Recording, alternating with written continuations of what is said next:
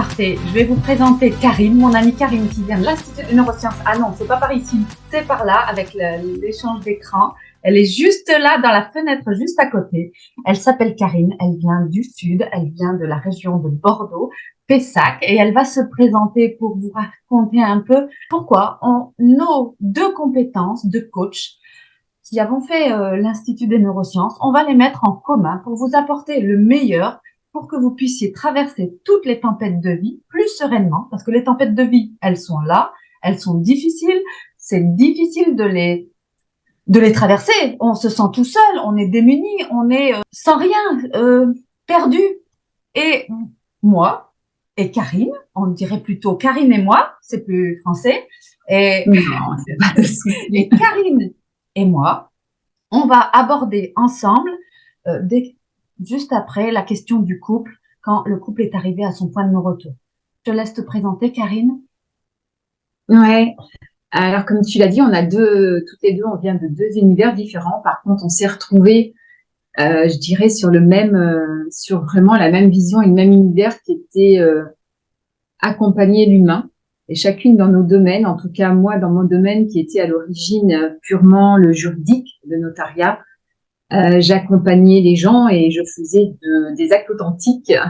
Sauf qu'aujourd'hui, de l'acte authentique, j'ai voulu passer à une authenticité dans la relation et de savoir aussi comment je pouvais aider. L'authenticité de l'humain qui nous tient à cœur. Là, le son a un peu sauté. Je prends la parole pour Karine. Alors, voilà, t'es revenue. Alors, dans la formation de coaching, donc moi, j'ai une expertise de 20 ans de juriste et donc de notaire. Et la relation humaine était pour moi la base. Et comment accompagner, parce que les tempêtes de vie, moi, je les ai vues au fur et à mesure débarquer dans mon bureau.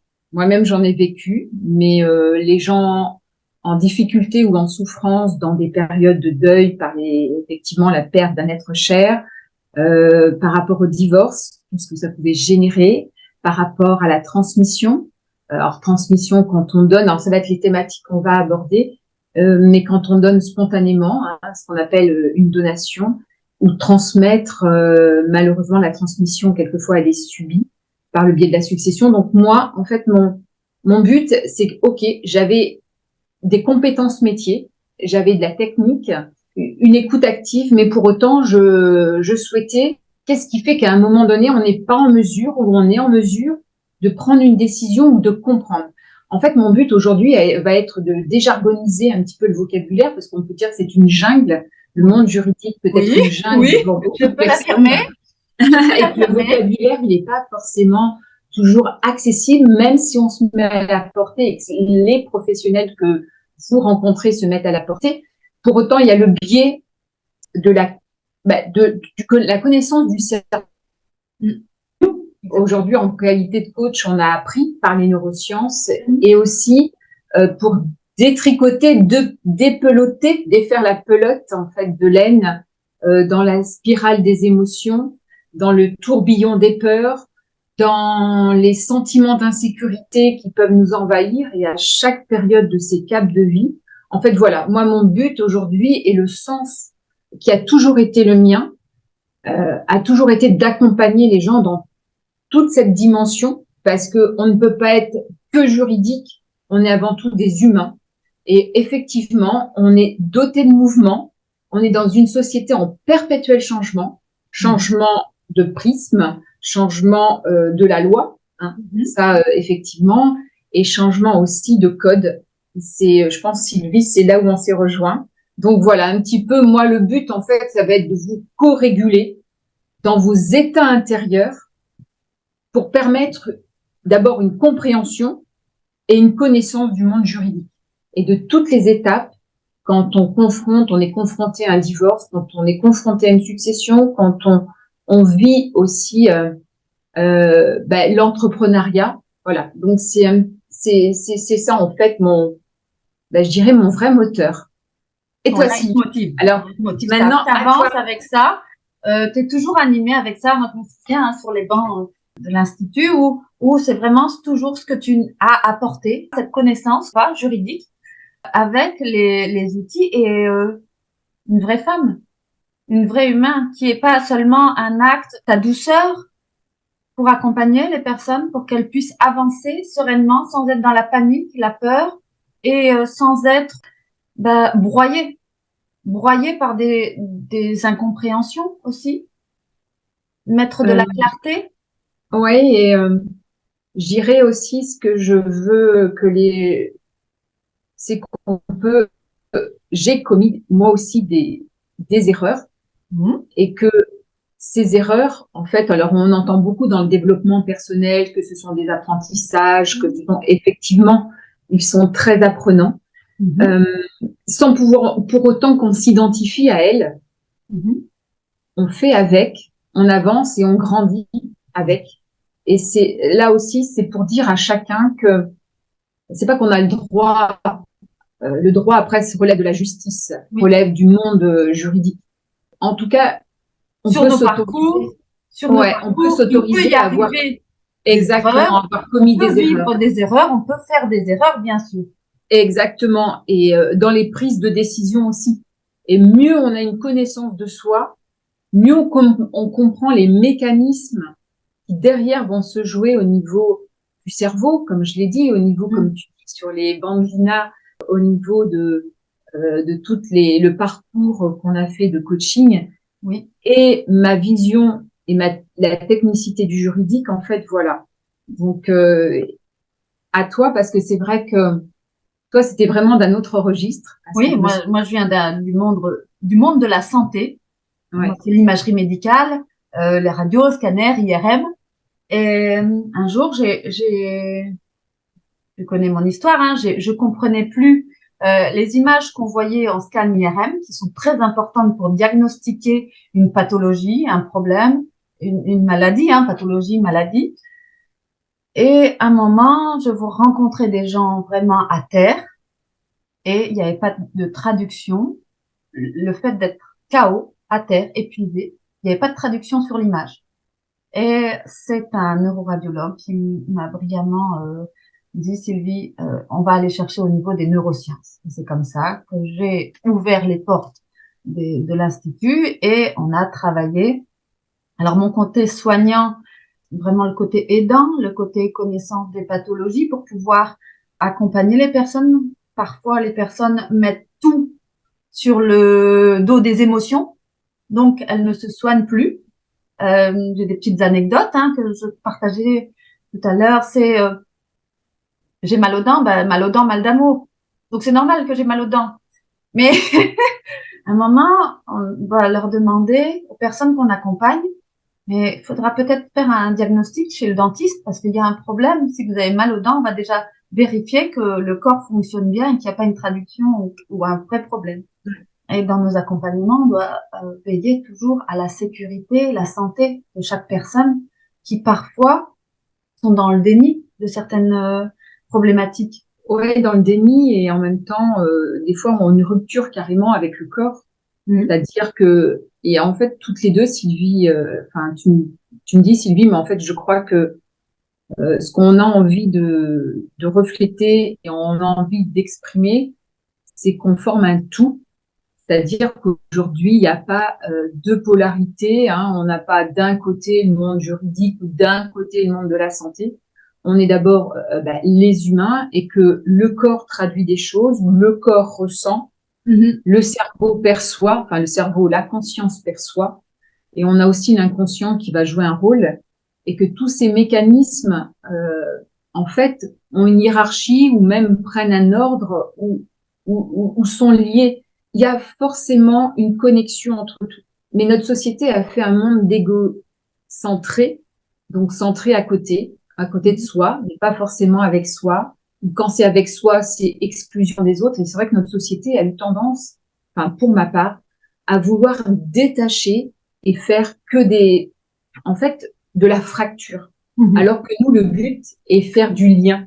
Ça me parle la fracture en étant Ben oui, ça aussi en parle. étant Fracture, les effectivement fractures du corps, les fractures, les corps exactement, fracassés par les accidents de la vie. Bon, voilà. exactement. Donc voilà, je crois que et c'est vrai que en fait, ça veut dire que même si toi tu es dans le monde médical, moi dans le juridique, ce qui nous lie, c'est vraiment l'humain.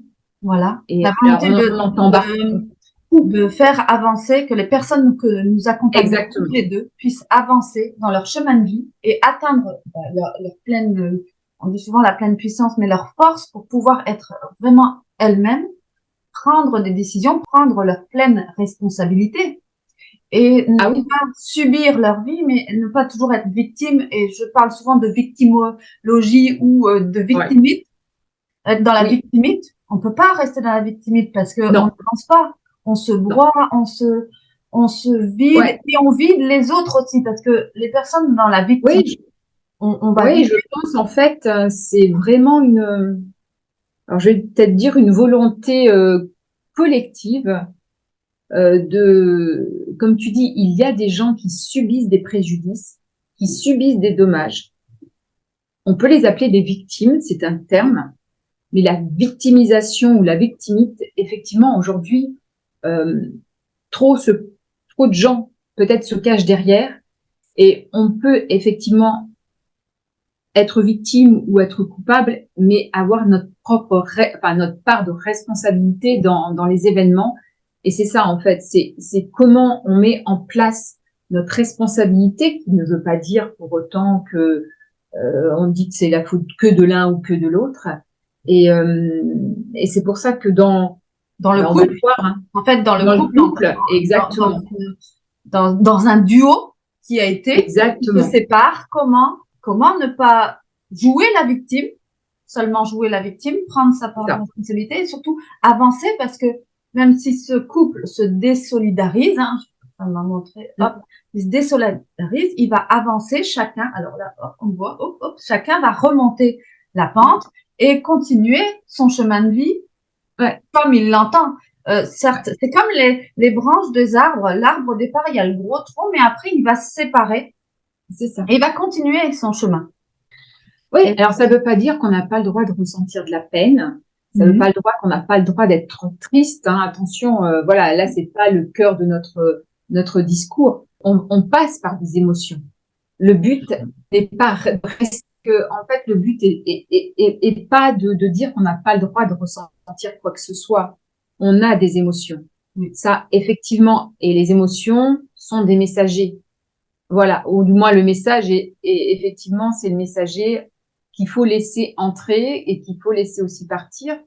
C'est pas le fait qu'on n'ait pas le droit d'être triste dans certaines situations, d'être accablé, d'être mal, d'être ça. Effectivement, c'est l'humain. En tout cas, c'est de pas y rester et par qui on peut se faire accompagner et notamment moi à travers la branche juridique, c'est dans les situations qui sont souvent compliquées émotionnellement.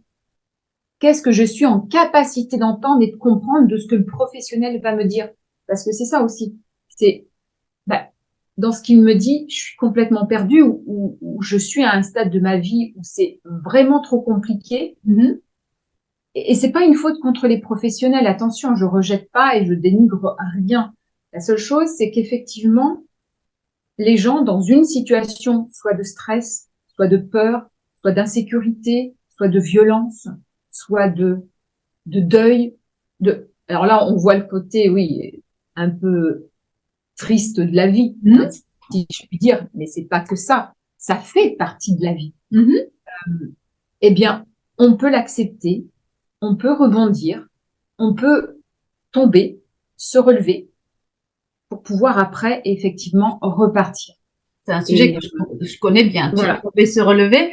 Je vais, si vous êtes d'accord, si vous vas-y. êtes d'accord, Oui, Karine, on va partager une courbe pour que chacun oui, puisse voir. Je vais partager mon écran et les étapes effectivement. qu'on va détailler justement dans ce parcours, les étapes qui sont importantes que vous allez franchir.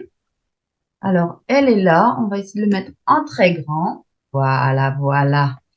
Nous sommes là. Est-ce que ça se Oui. présente bien sur ton écran, Oui, Karine? oui, tout à fait. Oui, oui, non, Ah, je pense que chacun peut le voir, voilà, effectivement. voilà. Donc, on est sur une courbe de changement, courbe de Krober-Ross, et on va la détailler avec vous, avec Karine, et pour vous montrer le chemin, un Mm. chemin. mais qui est le chemin pour pouvoir retrouver des nouvelles forces et pour pouvoir avancer dans cette épreuve du divorce. Alors, on a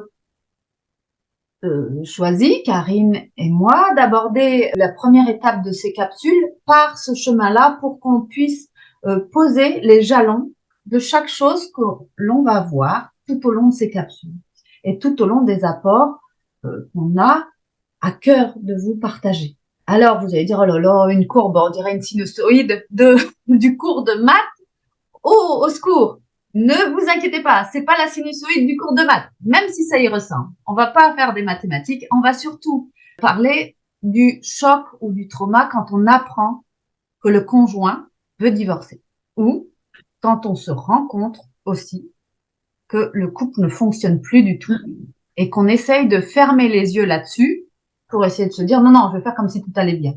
Cette grosse étape ici, est-ce que Karine, alors ici on a 5 phases, hein, si on présente première phase où il y aura un choc, deuxième phase où il y aura 2 émotions qu'on va détailler, une troisième phase où il y a le creux de la vague, le creux de l'ornière, on va détailler aussi, la quatrième phase où il y a une prise de décision et d'expérimentation, et une cinquième phase qui va chercher les nouvelles forces. Et on voit que ces phases sont définies par un temps.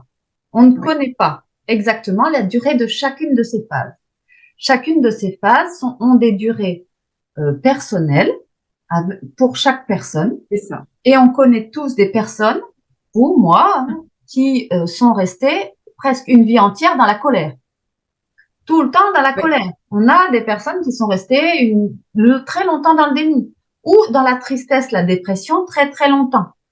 Et on a d'autres personnes qu'on connaît qui traversent les mêmes épreuves de vie, mais qui sont très vite remontées. On se dit, mais comment ils font?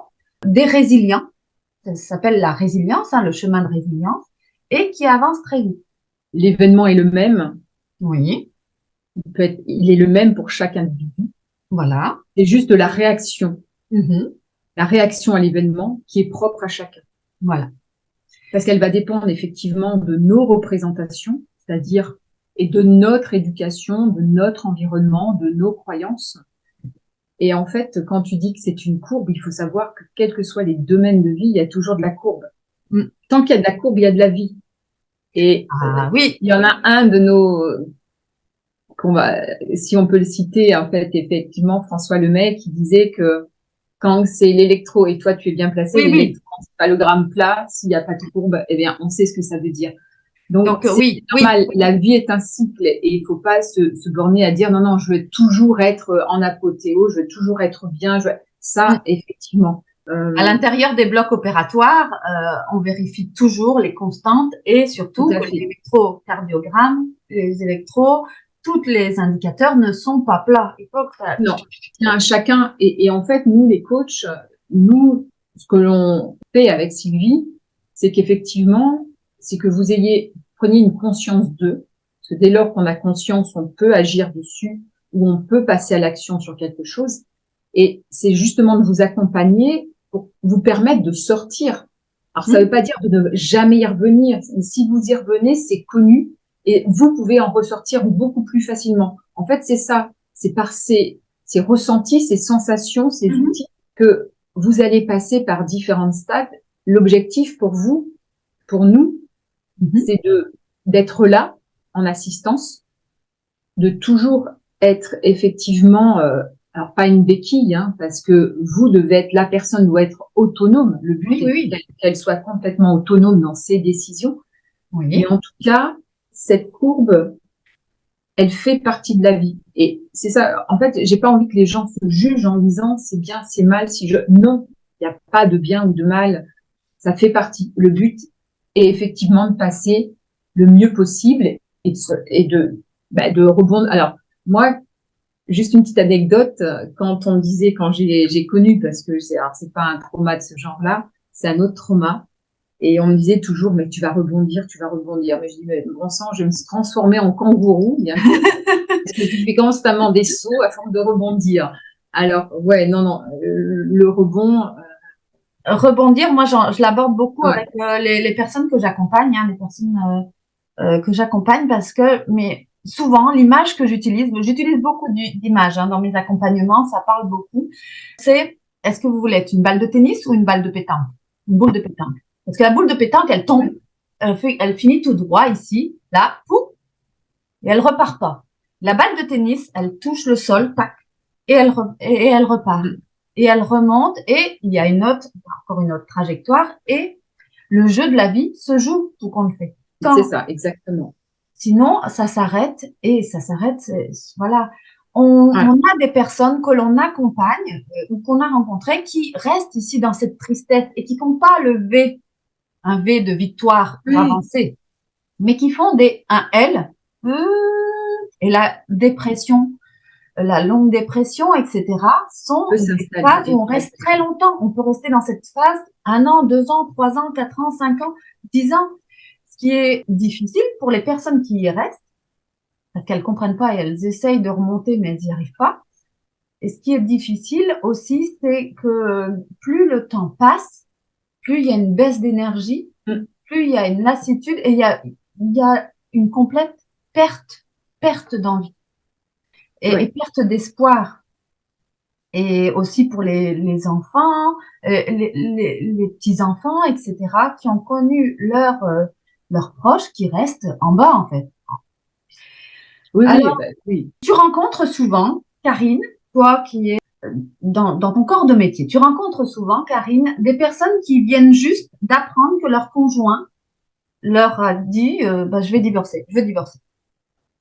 Ils franchissent la porte. Oui, j'ai rencontré. Alors, est-ce que parfois ils sont dans cette phase, en fait, je voudrais aborder cette phase de déni.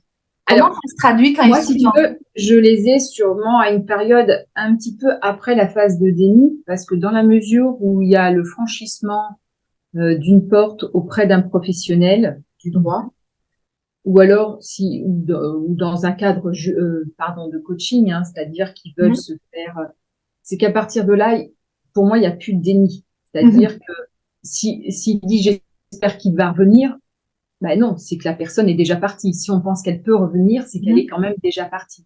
Donc c'est à travers ce discours que l'on va amener le client, enfin la personne, à vraiment conscientiser, si je puis dire, que le passé est le passé.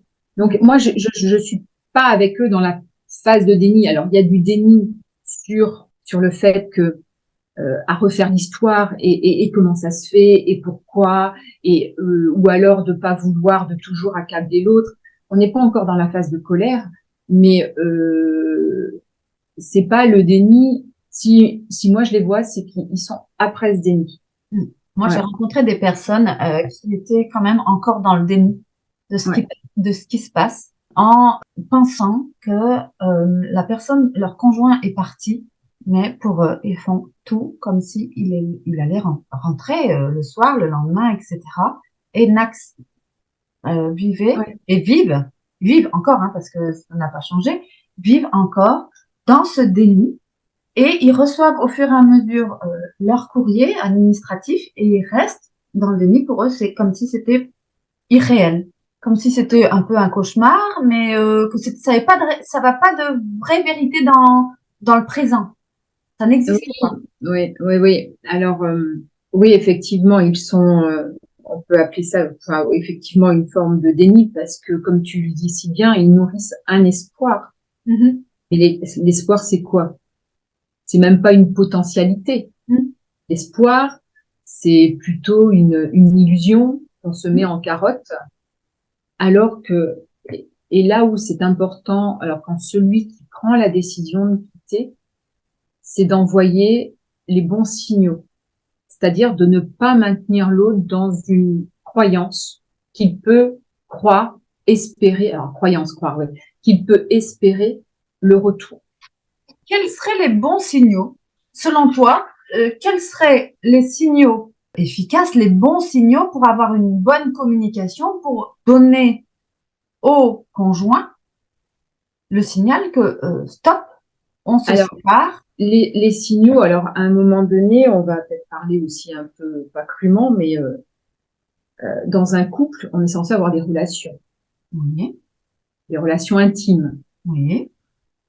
Moi, j'ai connu des gens, enfin enfin voilà, des personnes qui sont venues me voir, dont notamment une qui continuait à avoir des relations intimes et qui en même temps disait je veux me séparer.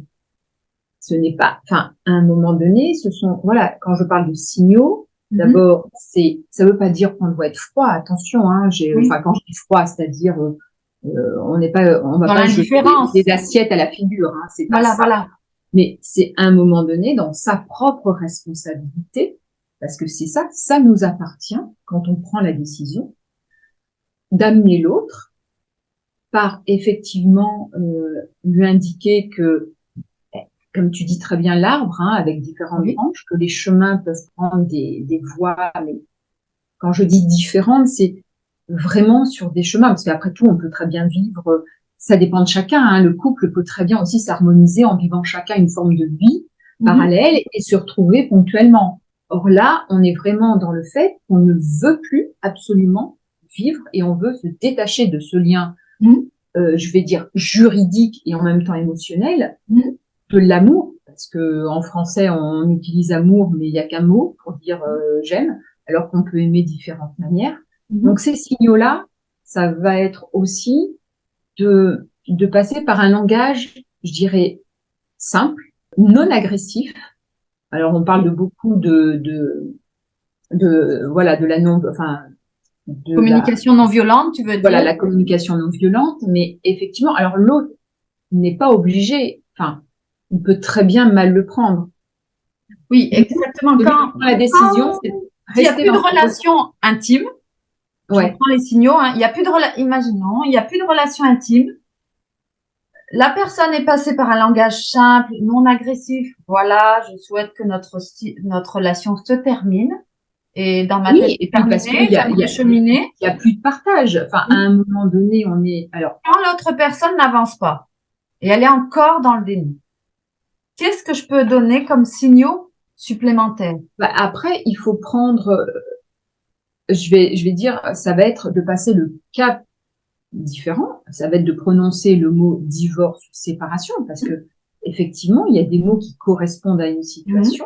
C'est pas simplement, allez, la crise de la quarantaine ou de la cinquantaine, hein, ça Oui, aussi, c'est à bon dos. Euh, non, mais voilà, c'est pas un matin, je me lève, ah bah tiens, non, non, ça, enfin, c'est c'est bon, elle pas, doit faire sa ménopause, elle va pas oui, non, non, bien, non, ou ou alors, monsieur, non, il a sa crise, oui, voilà. ou inversement, enfin, Oui, voilà, c'est, c'est pas ça. C'est qu'à un moment, après, il faudra prononcer les bons mots avec le conjoint. ouais, et alors là, on part du postulat que c'est une personne, un des deux, hein, qui prend la décision parce que elle ne peut plus vivre dans ce couple qui ne lui apporte plus rien, même si, enfin, en tout cas, plus rien. En fait, je dirais presque le couple est en mode survie, non plus en mode vie.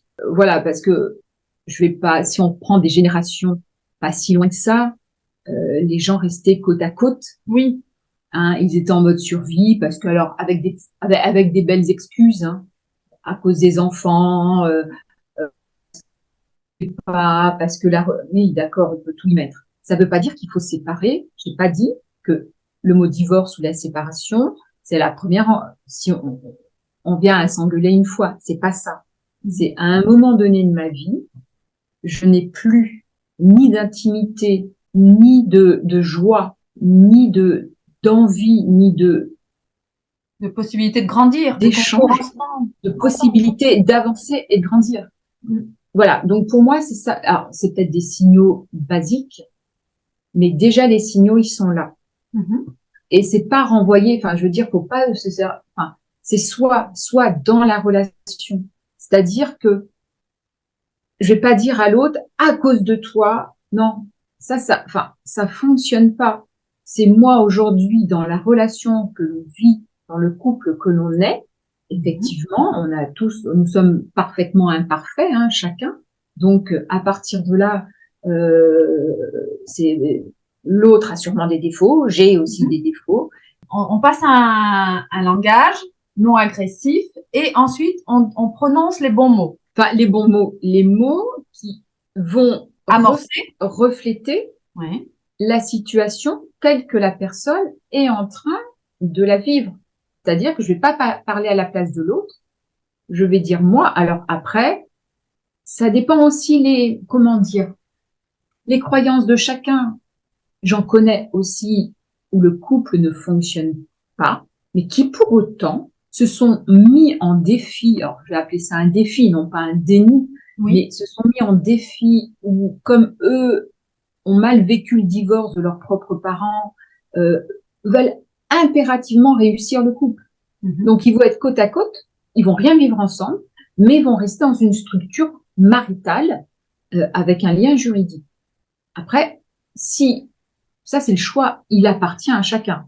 Là, nous, ce que l'on est, c'est un des deux prend la décision de dire stop. Aujourd'hui, voilà, je n'ai plus l'amour qui fait que.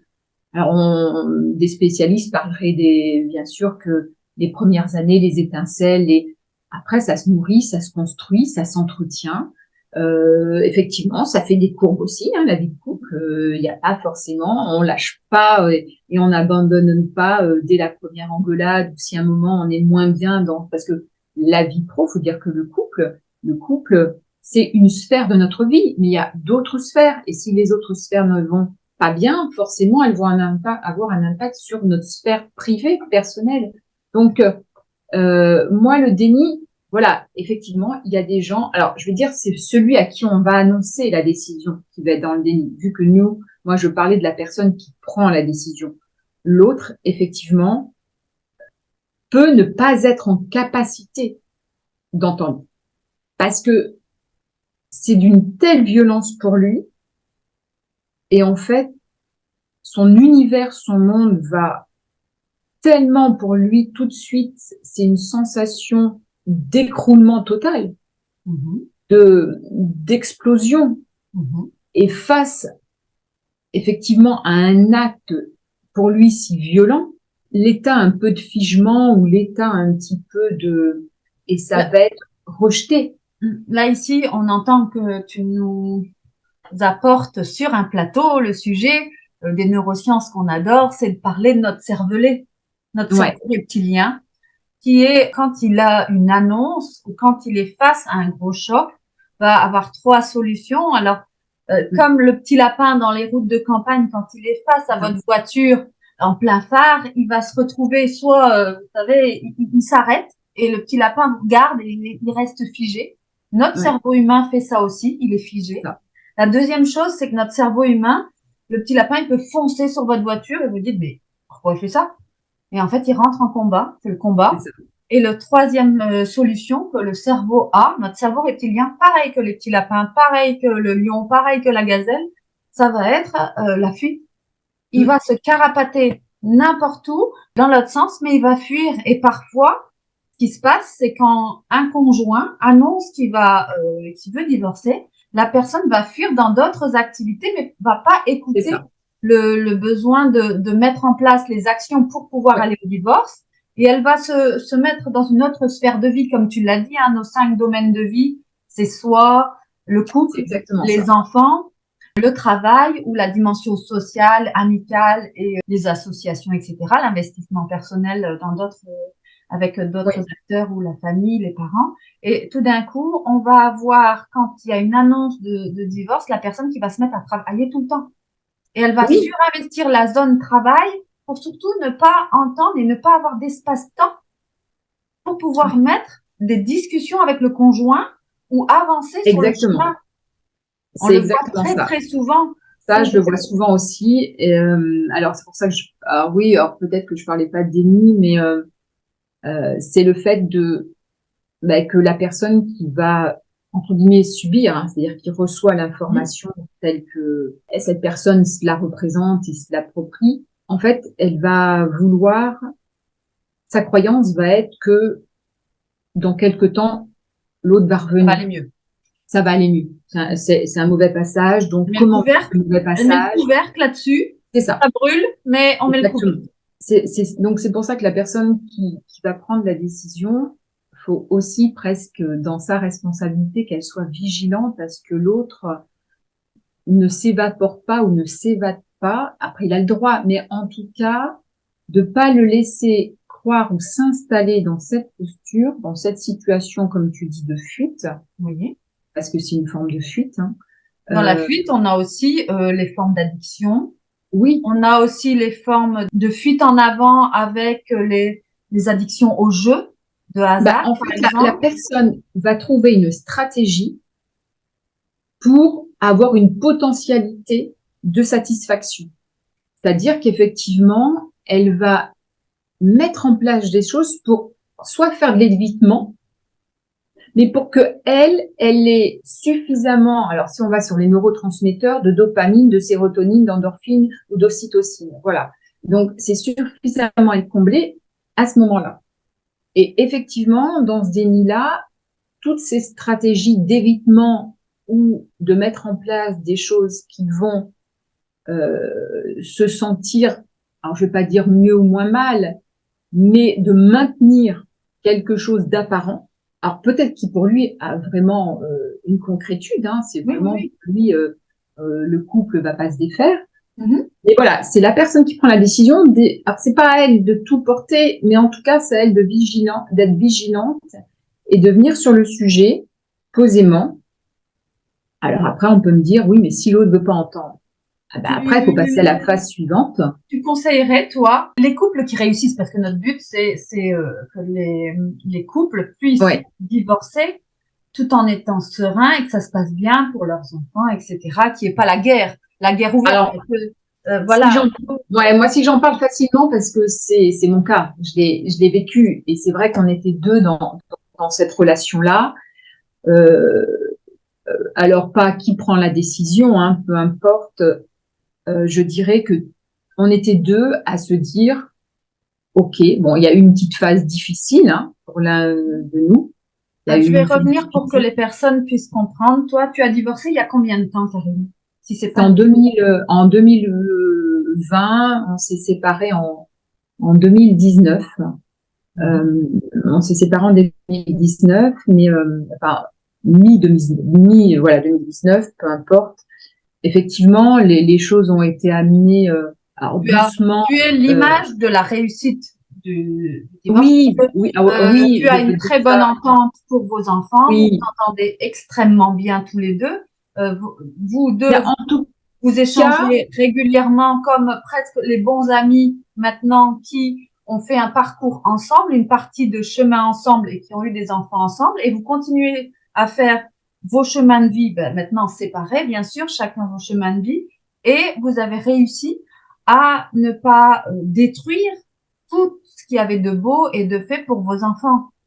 ouais, alors ouais, exactement. Alors par contre, il y a eu la phase colère et peur qui sont Oui, venues, ici, euh, oui. qui sont venues, qui qui n'a pas duré longtemps, mais c'est voilà, c'est parce que ça dépend aussi de son conjoint, hein, enfin Oui, oui, oui, de oui. l'autre personne. Euh, mais en tout cas, quand dans cette phase de colère et de peur de l'autre que l'autre a, euh, il faut aussi accepter sa colère. Enfin, sa colère, c'est une expression, un débordement d'émotions. Après, la colère, elle peut être tournée vers l'autre et tournée vers soi, hein, Oui. parce qu'il y a un peu des deux là-dedans. Parce que après, mais qu'est-ce que j'ai pas fait? Qu'est-ce que j'aurais dû faire? Qu'est-ce qu'on va... Oui, il faut l'entendre. En tout cas, moi, ce que j'ai dit, c'est qu'aussi, et pour moi, c'était quand même important, c'est rester dans une relation non épanouissante où l'un et l'autre est en mode survie. Mhm. En laissant comme ça, on n'autorise pas l'autre non plus à être en mode vie Mhm. et de redécouvrir le bonheur. C'est-à-dire que, et la preuve, c'est que lui a refait sa vie et pas moi. Hein, donc, ça peut être la preuve que aussi ça peut être, et c'était vraiment sincère. Moi, c'était aussi permettre mon Votre ex-conjoint de retrouver une vraie vie et de retrouver. Alors, forcément, c'est difficile pour les deux, hein, même pour moi, mais ça avait du sens parce que c'était voilà parce que après ça peut être aussi très égoïste de rester dans quelque chose d'un peu enfin triste ou du moins un marasme, Ouais, puis dans d'une forme d'apparence, quoi. Enfin, voilà, on reçoit, on est des amis. Oui, effectivement, on va s'évader, on va s'échapper, on va faire des soirées où on rigole, d'accord, ok. Mais ça fait partie de la vie. Mais enfin, pour moi, il n'y avait pas que ça. Et c'était vraiment pour faire voir aussi à mes enfants, parce que la colère a été de courte durée, et on leur a expliqué que, d'abord, je n'ai jamais renié que c'était, et lui non plus, hein, mais on était des parents, enfin, quand je dis merveilleux, c'est que on aimait nos enfants. Mhm. Et par l'acte de divorce, c'était aussi un gage d'amour envers nos enfants, dans la mesure où papa et maman avaient le droit de refaire quelque chose, de refaire une vie. Euh, et c'est pas pour autant qu'on se détestait, lui et moi. C'est pas pour autant qu'on allait plus se voir. C'est pas pour autant que on allait se critiquer. C'était pas pour autant. Voilà. En fait, nos enfants n'ont été ni des otages, ni des prétextes, ni des excuses. Euh, Vous êtes on passé a très joué vite. tous les deux notre rôle d'adulte. C'est-à-dire que ouais, ça a été difficile. C'est vrai. Ça a été difficile, même pour la famille respective, à comprendre, parce qu'on avait toutes les apparences d'un couple, ben voilà, maison, beaux enfants, profession sympa, voilà. Et effectivement, on témoignait pas de couple qui avait une fragilité ou qui pouvait s'engueuler devant tout le monde, des choses comme ça. Mais voilà, enfin oui, ça s'est bien passé parce qu'on a été deux, parce que dire à l'autre, écoute, on va être dans le factuel, regarde qu'est-ce qu'on partage aujourd'hui. Ça veut pas dire qu'on ne s'aime plus ou qu'on va plus s'aimer, mais on va s'aimer différemment. On s'aime en tant que parent, parce que effectivement, la grande chance que j'ai eue, c'est qu'on a eu quand même des bases éducatives identiques, c'est-à-dire que on n'est pas d'accord à 100% sur tout, mais pour autant, on a eu toujours une même vision de vouloir éduquer nos enfants de la même manière. Et qu'est-ce qu'on voulait leur transmettre? Parce il faut aussi savoir que les enfants ne vont pas toujours écouter ce qu'on va dire. Ils vont regarder comment on agit. Et en fait, c'est ça. Ils fondent aussi leur propre construction sur le modèle qu'on leur propose et qu'ils ont sous les yeux. Je Et remarque voilà. la phrase que j'ai notée là, que je note et que je remettrai sur l'écran, hein, Ouais. c'est on s'aime en tant que parents. Ouais. Je trouve que c'est beau cette phrase que tu dis parce que le lien Oui, reste. oui, parce On que a quand même un engagement l'un envers l'autre. ouais, exactement, exactement. Et on ne renie rien. Et je veux dire, faut pas, on a, euh, oui, on aurait sûrement peut-être tous les deux préféré que le livre aille jusqu'au bout. Oui. Il s'est fermé un peu plus tôt par la vie, voilà, oui. Il s'est fermé un peu, enfin, au bout de 20 ans, il s'est fermé. Et il s'est ouvert un autre livre où on est tous les deux des parents qui se respectent, qui s'aiment différemment. Et, euh, et C'est votre force. quand on est clair avec ça, je vois nos enfants, ils ont presque rien connu. Ils ont connu papa et maman qui vivaient plus sous le même toit, Mhm. effectivement, et qui peut-être étaient amenés à avoir une compagne à papa ou voilà, c'était pas. Mais en soi, ils savaient, ils ont comme référentiel que leurs parents font bien leurs parents. C'est-à-dire qu'on ne délègue pas non plus l'autorité parentale à quelqu'un d'autre, Euh, au nouveau partenaire. Voilà. Tu Et dirais que ça a été votre force. oui, Ça a été c'était notre votre force. force à vous deux, cet ex-couple. Alors, c'est difficile pour moi de dire, Oui, à cet oui, ex-couple.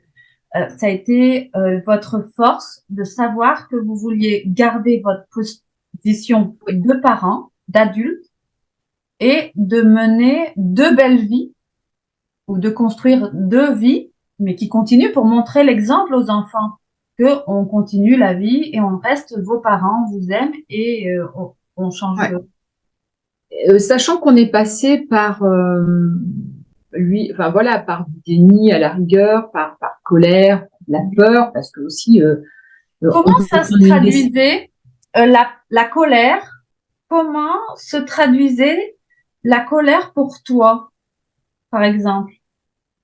Ta Moi, colère, elle était tournée plutôt vers toi ou vers ton partenaire ou vers la société tout entière ou je comprends pas ou Non, non, non, non, non, non, non, non, parce que qu'est-ce ça, que j'ai pas fait? Comment est-ce que oui, c'était alors oui, il y a eu quelques phrases au début comme ça, mais pourquoi qu'est-ce qui ça aurait pu marcher, ça aurait pu donne-moi une seconde chance. Enfin, après, à un moment donné, parce que aussi quand on prend la décision, c'est aussi un choix qui est pas si facile que ça. Attention, je tiens aussi à le dire, qui n'est pas forcément facile parce qu'on sait qu'on va se retrouver seul ou du moins dans une situation de parents voilà divorcés, qu'on doit reconstruire quelque chose. Après, les quêtes de sens ont été différents, lui et moi. Mais on est passé par toutes ces phases. Euh, je dirais presque que lui en est, en tout cas extérieurement, plus vite sorti au niveau de la tristesse, alors que c'était moi qui avais pris, oui, en fait, la décision. Mais euh, il a eu cette volonté, parce que aussi, quand je parle d'adulte, ça veut dire que c'est pas toujours regarder dans le rétroviseur, c'est de regarder ce qu'il y a eu de beau, parce que c'est ça, en fait, dans les gens qui divorcent, j'ai l'impression, quand je les avais dans mon bureau, enfin, c'était quasiment du venin qui se crachait à la figure, quoi. Et à un moment donné, enfin, mince, on a fait des enfants ensemble, on a partagé, on a vécu ensemble. Ouais, ok, on s'entend plus, mais le venin, il sert à rien, à part un défouloir, à part faire du mal à l'autre. Alors c'est vrai que celui qui subit, il a envie de faire peut-être du mal à l'autre. Alors moi, ça n'a pas été mon cas, mais j'ai effectivement eu des clients où, et quand je parle d'enfants qui ont été otages, tu verras plus, ou vu que tu divorces, je vais te pourrir la vie. Et c'est là où moi, dans le cadre juridique, je rentrais je dirais presque en fonction, ma mission était de liquider le patrimoine, hein, quand on dit liquider, alors c'est pas forcément joli, hein, c'est pas clic, une liquidation, comme on voit dans des films, mais non, la liquidation, c'était qu'effectivement, il y avait un patrimoine, souvent qui était commun, alors c'est pas toujours le cas, mais qui pouvait être commun. Par exemple, une maison, on pourrait prendre le cas d'une voilà, maison. et effectivement, il fallait le répartir.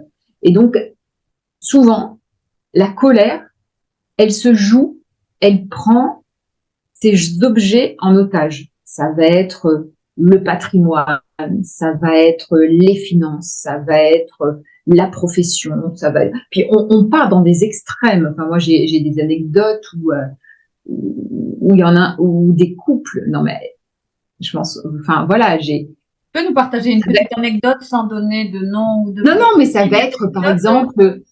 Non mais jusqu'où en fait on peut vouloir aller dans la destruction de l'autre, enfin, on croit aller dans la destruction.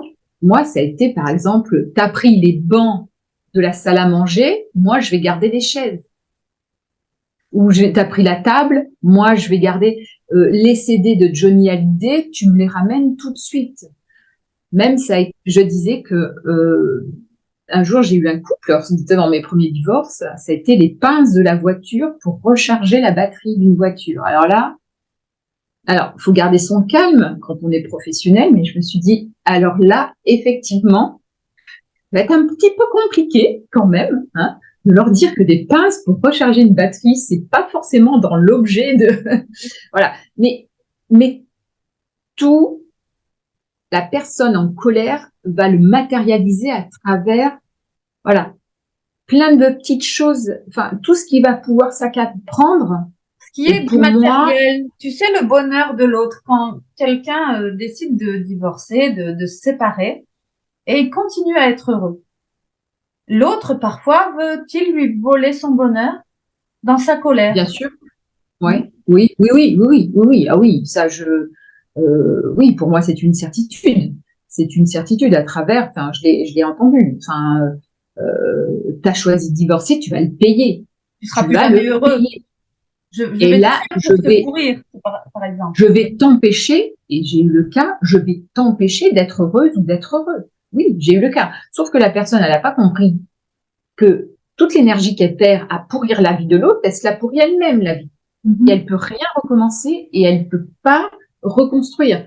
Et qui est-ce qui est spectateur de ça? Les enfants. Les enfants sont les spectateurs. Alors, je vais presque Et un parler peu du plus film. loin, les parents, les frères et sœurs, Oui, les parents les respectifs. amis, etc. Oui, oui. Et puis, oui, alors après, forcément, chaque parent va peut-être des fois soutenir son propre enfant. Alors, Quand on est, toi et moi, on le sait, hein, dans nos cabinets, on le sait, hein, ils ouais. arrivent, de toute façon, j'en peux plus, ils me bousillent la vie, j'en peux plus, je voudrais qu'ils payent ou qu'ils sentent combien moi j'ai mal. Quand on entend Mais ces oui, discours-là, parce qu'on les entend, oui, hein, on les entend, on oui, accompagne les oui. personnes pour pouvoir avancer. Hum, Et hum, on a des exercices où on travaille sur les émotions pour savoir qu'est-ce que ouais. ça rejoint dans leur enfance ou après ça, hein, qu'est-ce que ça veut dire? Est-ce que c'est souvent on a des choses comme affirme-toi ou prends ta place, euh, ose être toi, des choses comme ça. Mais ça, quand Est-ce- ils sont Ouais, ouais, ouais, c'est exact. en plein cœur de ces émotions qu'ils n'arrivent pas à nommer. En fait, c'est ça, hein, les émotions. Il y a les émotions et les sentiments. Hein, les sentiments, et on aide, nous, les coachs, à mettre des mots sur ce qu'ils ressentent pour être plus juste. Exactement. Et de voir à quelle peur, quelquefois, ça peut faire appel parce que moi, par exemple, mon ex-mari n'a pas vraiment eu la peur de l'abandon ou du rejet parce que dans son éducation, il a été vu et entendu par ses parents. Il a été repéré, Ça a coupé. Attends, ne lui a pas ressurgi en pleine surface, effectivement. attends, on va reprendre parce qu'on ne l'a pas entendu. Ton conjoint, tu disais, Je disais que il lui n'avait n'a pas eu peur de l'abandon. oui, il n'avait pas cette blessure d'abandon. Alors oui, il a été blessé. Attends, enfin, je veux dire oui, oui, oui, on en prend. Enfin, je veux dire, c'est normal. On reçoit une information, une décision qui n'est pas la sienne, donc forcément, ça fait mal. Ce que c'est sur un que je veux parler, c'est Mhm. que face à une prise de décision de divorce, ça peut faire ranimer des blessures de rejet et d'abandon ou d'humiliation. Et c'est ces blessures-là qui reviennent au premier plan chez la personne qui se sent trahie, délaissée, abandonnée. Et c'est pour faire face à cette peur que quelquefois, elle la transforme en colère, elle l'exacerbe en colère. Et oui, le moyen, la stratégie qu'elle a trouvée, ça va être de pourrir la vie de l'autre. Sauf que, comme je l'ai dit, elle se pourrit sa propre vie. Mhm. Alors, On, on- voilà, il faut on- avoir on peut-être que cette vie expose idéale. souvent nous, on parle de l'énergie qu'on rayonne. Et Ouais. quand il rayonne vraiment toute cette haine, cette volonté de nuire, tu es d'accord avec ça, c'est qu'ils se nuisent complètement à eux-mêmes et du jour au lendemain, ils se rendent compte qu'il y a beaucoup de dysfonctionnements dans leur vie, au niveau aussi bien mais santé, mais dans leur travail, partout. Ça commence à devenir chaotique partout parce qu'ils ont décidé de nuire au conjoint et que tout compte fait, comme tu le dis, c'est plus à eux qui se tirent des balles dans le pied. Ouais, c'est ça, c'est que, enfin, pour ma part, faut vraiment détacher le sentiment spontané de colère, c'est-à-dire que ouais, je suis en La colère, colère, elle est saine. La colère, voilà, les scènes, elle est je le prends saine. mal, je comprends pas, et il a le droit de pas On comprendre, a le parce droit qu'il a pas, d'être en colère. On voilà, a, il a le droit c'est d'être une parce qu'il a émotion qui est légitime. Souvent, exactement, personne et nous-mêmes aussi, hein, on n'aime pas être en colère. C'est l'émotion la moins acceptée dans notre société. Par contre, elle est légitime, elle est normale. Elle va venir à un moment donné. Elle sera là. oui, On ne peut pas la retirer. Elle elle sera va là. venir, mais c'est comment, en fait, l'autre reçoit la colère. Moi, j'ai pas donné de prise à la colère. Mhm. Alors, moi, j'ai du mal à ressentir de la colère, moi, quelles que soient les situations, mais j'ai pas laissé de prise à la colère. Je lui ai laissé exprimer la colère, mais je lui ai pas donné une prise sur moi.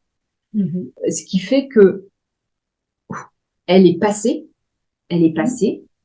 Après, il y a eu une phase de tristesse, mais c'est pareil, on s'accompagne Mhm. dans ces phases. Après, chacun, je veux dire, il n'y a pas de mieux ou pas mieux, il n'y a pas de règles.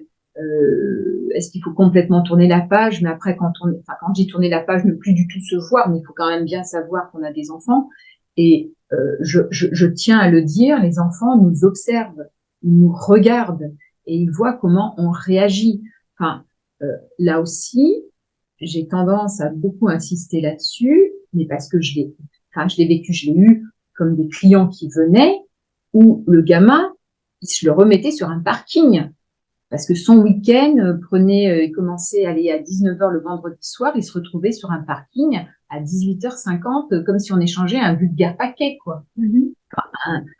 Voilà, et bien sûr, dans la vie, il y a des moments où on dit, tiens, toi, voilà, puis les enfants grandissent. On est sur des parcours de vacances, on s'échange. Voilà, on part et on remonte, on descend, sont tellement dans leur colère, etc., qu'ils vont sentir. C'est plus la colère, c'est de l'intention de nuire. Oui. C'est sa propre souffrance qu'il renvoie sur l'autre, parce qu'il va rendre l'autre complètement auteur de tout.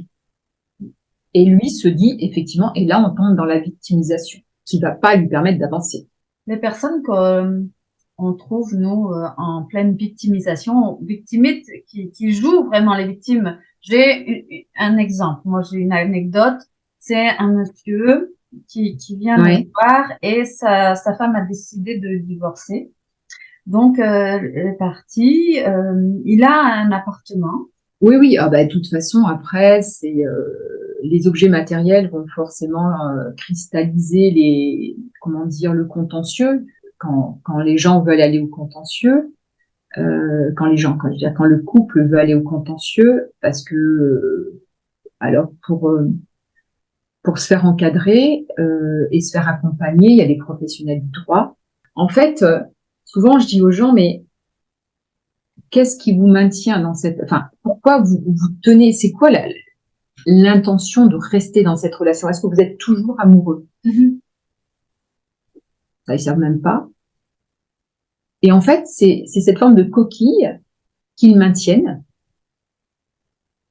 pour pas. Alors, dès que l'autre a signifié l'intention de divorcer, donc là, c'est d'abord on passe par le langage, par le verbal. C'est quand même mieux de le dire à l'autre que plutôt d'aller voir directement un avocat qui écrive et qu'on reçoive de l'avocat comme quoi. Enfin, après chacun. Moi, je parle sur la notion de respect. Mais c'est vrai que les biens immobiliers, et ça, c'est pas l'avocat qui va le trancher. Il faut savoir que c'est le notaire qui va effectivement, ce qu'on appelle liquider un régime matrimonial et qui va, avec l'accord des deux parties, des ex-époux, qui va dispatcher, ventiler les biens selon les désirs de chacun. Ça, c'est dans la phase qu'on voyait là tout à l'heure, la phase 4, la prise de décision. Ouais, la prise de décision. Quand on va pouvoir poser des décisions et aller voir les acteurs qui vont nous permettre de prendre nos décisions aussi. Effectivement, voilà, pour pas perdre d'énergie, ou du moins la moins d'énergie, c'est à un moment donné d'enclencher le processus du divorce. C'est-à-dire que quand on va l'enclencher, une fois qu'on l'a verbalisé et une fois qu'on a effectivement détecté ou donné les bons signaux à l'autre, qu'on a signifié son intention de divorcer et qu'on est passé par ces phases, elles sont propres à chacun, elles peuvent durer de quelques jours, quelques semaines, quelques mois. Chacun effectivement fait avec dans l'état où il se sent à ce moment-là. Mais en tout cas, le divorce, il va se finaliser, il va se concrétiser par le recours aux professionnels. Et dans ce cas-là, on va avoir différents interlocuteurs. Elle va se faire en ayant recours aux avocats et aux notaires. J'entends. Je propose qu'on passe, si vous voulez bien, sur une capsule suivante où on va vous détailler vraiment la place de tous ces professionnels. Avec Karine, on revient sur une autre capsule que vous allez pouvoir visionner aussi, qui va répondre à ces questions. Si ce sont ces questions que vous avez besoin, dans cet échange avec Karine, vous avez vu, nous avons abordé les points différents qui se produisent dans cette courbe du changement. cette courbe du changement de Kübler-Ross, avec la phase du déni quand on apprend qu'on va divorcer, la phase de colère et de peur, cette tristesse et cette prise de décision et cette remontée avec les forces et comment rebondir pour pouvoir avancer. Dans ces phases de travail avec Karine, nous allons vous apporter des réponses sur les partenaires de réussite, les intervenants, les interlocuteurs. Vous entendez bien, des interlocuteurs, on en a parlé tout au cours de cette phase d'introduction à ces émotions qui nous bouleversent et qui vont nous chahuter pendant cette phase de divorce. Vous avez entendu, on a parlé de notaire, avocat, on a parlé de coach, on a parlé de médecin, on a parlé de tous ces professionnels et on va vous apporter des réponses aussi sur comment et qui et quand enclencher les personnes qui vont être vos partenaires de réussite pour gagner en efficacité, en rapidité, pour atteindre votre but. Votre objectif, c'est de divorcer sereinement, facilement et en gardant une très belle entente entre vous, votre ex-conjoint, qui est certainement le parent de vos enfants, et de faire une belle cohésion et transition de vie pour pouvoir vous permettre d'avancer. Alors, Karine et moi, nous allons revenir sur la capsule juste derrière. On vous souhaite à vous tous d'être rayonnants, gais, joyeux dans vos vies, de garder le bonheur, le sourire, l'enthousiasme, de garder de l'amour et de cultiver les belles choses de votre vie. Nous sommes là pour vous aider et vous accompagner à tout ça. Prenez soin de vous. Prenez soin de vos relations. On vous souhaite le meilleur. Merci, en tout cas, de votre écoute. On a essayé effectivement de partager, enfin, on n'a pas essayé, on a partagé ce que nous, on expérimente avec ceux qui viennent nous voir et avec nos expertises. Et puis, on se retrouvera dans d'autres capsules si ce modèle vous plaît. En tout cas, prenez effectivement soin de vous et pensez à vous. Et puis, très belle fin de journée. Très belle fin de journée si vous nous écoutez en fin de journée. Très belle fin de nuit si vous nous écoutez en pleine nuit. Très belle matinée si vous nous écoutez en matinée. Parce que ça, les capsules, elles sont là pour vous servir. Et quel que soit le moment où vous avez besoin de les écouter, allez-y. On est là pour vous. On vous embrasse. Bye bye. Bye. Bye.